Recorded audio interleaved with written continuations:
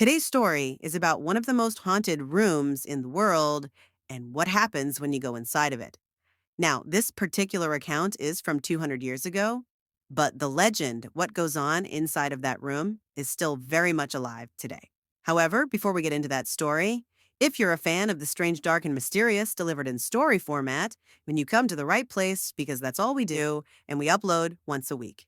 So, if that's of interest to you, please sneak into the like button's bathroom, subscribe to our channel, and turn on all notifications so you don't miss any of our weekly uploads. Okay, let's get into today's story.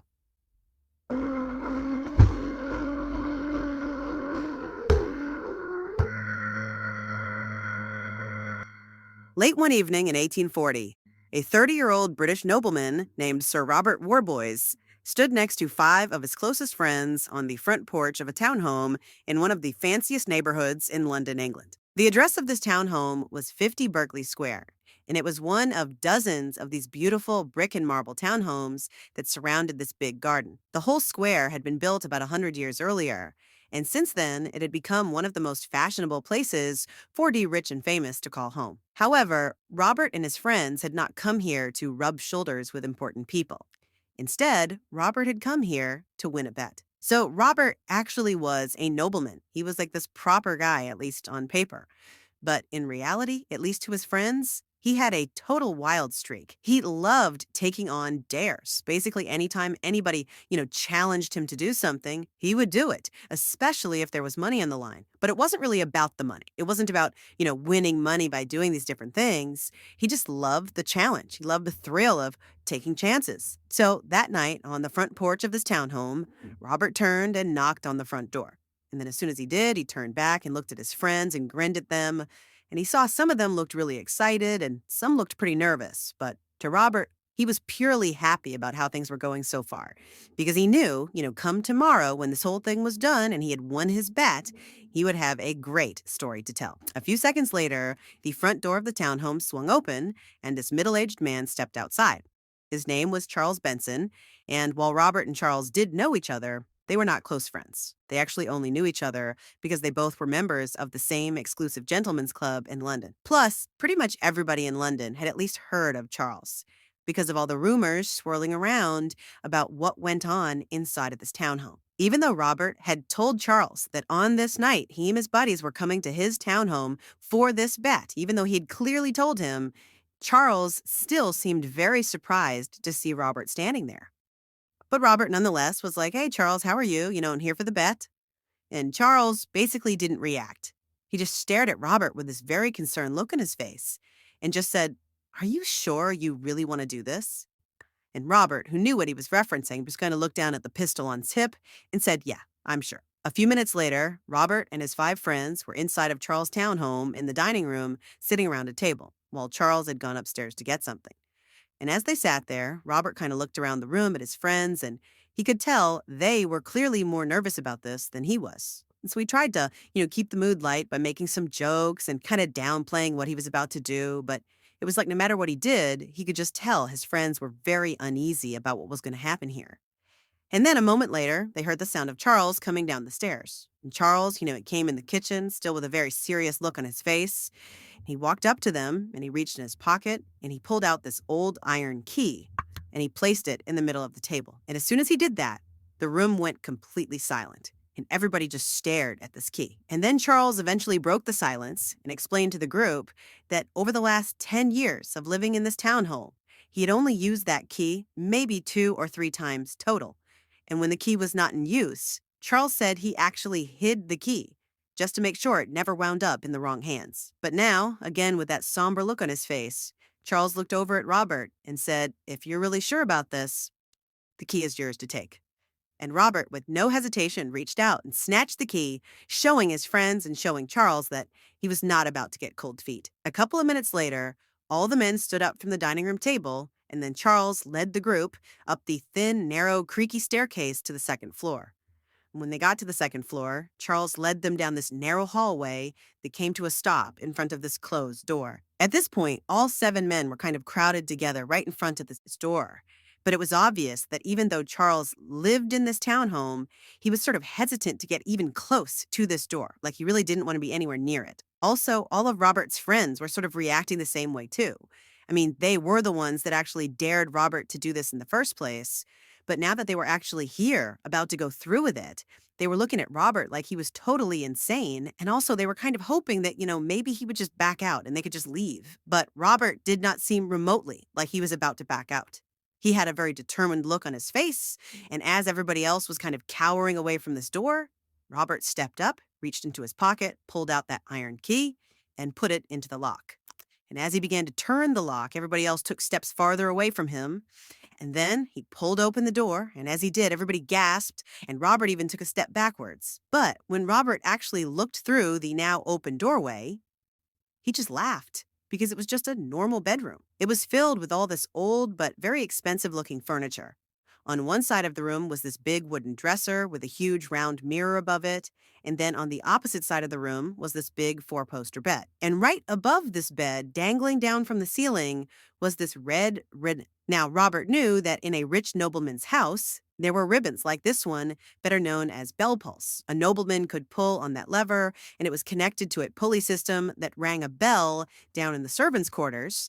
And when the servant heard that bell, they would see what room it was coming from, and they would go up to the room to see what the nobleman needed. And so after taking in the sight of this bedroom, Robert took a confident step into the room. And as soon as he did, Charles reached out and grabbed him by the wrist and said, "Hey, Robert, this is your last chance to change your mind. Are you sure you want to go through with this?" And Robert kind of looked back at his friends and smiled and said, "I'm sure. I'll see you guys tomorrow morning once I've won the bet." Then Robert released Charles's grip on his wrist, walked into the room, turned, shut, and locked the door. At this moment, Robert's friends didn't really know what to do. They were still sort of shocked that Robert was actually going through with this. I mean, even by his standards, this felt particularly reckless. They also felt kind of guilty. I mean, they were the ones who ultimately put him up to this. So, if Robert got hurt, which in theory could actually happen here, it would be partially their fault. And so Robert's friends turned to Charles to see what he was thinking. And Charles had this very grave, resigned expression on his face. And he just told them, "I have one more thing to show you before we go to bed." So Robert's friends followed Charles back in the hallway, down the stairs, past the dining room, towards the very back of the townhome. And when they got there, they found there was sort of like a studio apartment area back there. There was a kitchen area, a laundry area, and there were several beds. Charles explained this was where his servants lived and worked, but he'd given them all the night off because he knew it was possible that Robert and his friends would be here for this vet and they would need a place to stay. Charles pointed to a space right above the beds where there was this row of all these bells in a horizontal line. Each of these bells were connected to various bell pulls throughout the house, and he pointed to one particular bell and told them that that was the one that was connected to the bell pull in the room Robert was staying in tonight. And so he said it was their job tonight to constantly monitor that bell all night. So somebody had to be awake all night listening to that bell. Because heaven forbid, if Robert pulls that bell, that was going to be the signal that something bad had happened in that room. And so their job was basically to be on guard all night to potentially run up and rescue Robert if he needed it. Around 3 hours later, all of Robert's friends were sitting on the floor in the servants' quarters playing blackjack. It was almost midnight, and all of them were exhausted, but they were too on edge to sleep. They were so focused on this bell, and they were so worried about Robert and, wondering if he was really okay up there. And they also had become convinced that, maybe the bell would ring and they wouldn't hear it if they were making too much noise. And so they had made this decision to silently play blackjack and just focus exclusively on this bell. But it had really created a lot of extra tension in the room. They're basically all just staring at the bell, dealing one hand after another, paranoid it would go off, and wondering what would even happen if it did. And so hand after hand, the friends are playing blackjack, anxiously watching this bell being completely silent. And then suddenly they hear this sound that makes them all jump. But it wasn't the bell. It was a blood-curdling scream coming from upstairs. And for a moment, the friends just sat there in shock. And then they got up and began running out of the servants' quarters to see what was going on. And as they did, Robert's bell began ringing furiously, so loud it hurt their ears. And so they charge out of the servants' quarters and literally bump into Charles, who also is coming to figure out what's going on. And as a group, they begin running up the stairs to the second floor. And all the while, the bell is ringing furiously. There's screams coming from Robert's bedroom. And by the time they got to the second floor, suddenly everything went silent. The rain stopped, the screaming stopped. They're in the second floor in that hallway, and it's just deadly silent. And up ahead of them is that closed door. And so Charles and the group, they begin walking down the hall, having no idea what to expect. And right as they're about to reach the door, they hear this loud bang sound. And then silence again. Seconds later, Robert's friends were at that door, pounding on it, screaming for Robert. Come open the door, because Robert was the only one with the key. But Robert wasn't making any noise. The room was still totally silent. And so eventually the friends began kicking on this door to try to break it down. All the while, Charles had just come standing back in the hallway, watching this horrible thing unfold. And then finally, the friends managed to literally kick the door in. I mean, it's a 100-year-old house. The door gets kicked in, and the friends stumble into the room, and they look over towards the bedroom, and they all just freeze in shock. When Charles bought this townhome 10 years earlier, it came with a very dark backstory. The previous owner had apparently kept his violent and psychotic brother locked up inside of this second floor bedroom where Robert was. And after this brother died inside of this room, all these strange and frightening things began happening inside of this room. People began hearing these awful wailing sounds coming out of this room when nobody was in there. And then they'd go into the room and the wailing would stop. But furniture had been moved all around the room, even though, again, no one had been in there to do that. And then also, people began seeing this sort of amorphous gray figure sort of moving around inside of that room, especially at night, then slinking up against the wall and across the floor. And even though nobody had any idea what it was, it just felt like it was evil. And so they began calling it the nameless thing, and they referred to it as the physical manifestation of evil. However, not everybody believed this story. In fact, one person who absolutely did not believe the story was Robert Warboys. He thought this was just a tall tale designed to scare people. And so when his friends dared him to spend one night inside of that bedroom where supposedly the nameless thing lived, he happily accepted because to him, it didn't seem risky at all. Spending one night in the haunted room was no big deal because it's not actually haunted. He'd be fine. And anyways, it would make for a great story to tell down at the Gentleman's Club. Unfortunately, though, the night in that bedroom did not go as Robert hoped. When Robert's friends burst through the bedroom door and looked inside, the first thing they noticed was the bell pull, the ribbon from the ceiling, had been yanked out of the ceiling, and Robert's pistol was on the ground next to the bed.